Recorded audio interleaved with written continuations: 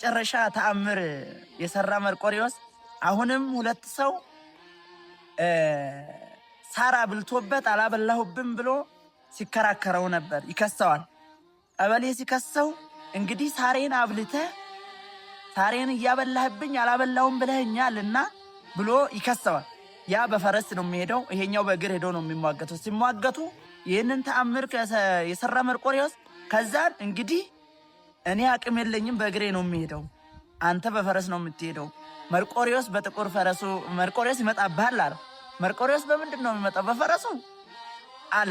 ያ ተከራካሪ ማለት በፈረስ ነው የሚመጣ? አዎ ሲለው በፈረሱ ይመጣል። አዎ ከዛን ይምጣ እስኪ አየዋለሁ ብሎ ያ ሰውዬ ከፈረሱ ላይ ወደቀና ያኔ ነው መርቆሬዎስ ፈረደበትና ሞተ ይባላል። የማውቀው ታሪክ ይህንን ነው። እንግዲህ ስለ ጸበሉ ቦታ ጸበሉ እንደሚታወቀው እንደሚቀደም እንዳለው ብዙ ድውያንን እየፈወሰ ነው። ብዙዎች እየዳኑበት ነው። እንኳን አይደለም ከውጭ ሀገር ራሱ በስለት ተስለው ጸበሉን እምነቱን ከዚህ እየተላከ ብዙ ሰው እያዳነ ነው። የጸበሉ ተአምር ማለት ነው። በጣም ተአምር እየሰራ ነው።